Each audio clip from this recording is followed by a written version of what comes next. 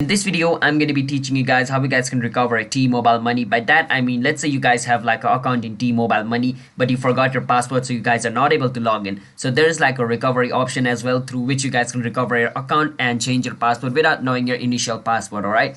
So let me show you guys that process. But before that, it's me, Vichy Kevin, and you're watching One to Step YouTube channel. If you guys are new to this channel, be sure to hit that like and subscribe, and let's move on, shall we? First step is you want to search for T-Mobile money. After you search for it, you want to click on T-Mobile money over here. You click on it, it's going to take you its official website. Once you click on login, it's going to take you to its login page. Now once you go to its login page, what you want to do is you want to click on this button over here where it says forget password. Once you click on forget password, it's going to take you over here. Now over here you need to enter your email or phone number, whichever thing you use when you created your T-Money mobile over here. And after you enter that, you want to click on next. And once you click on next, it's going to send like a verification code thing to your email over there, and you just need to go to your email.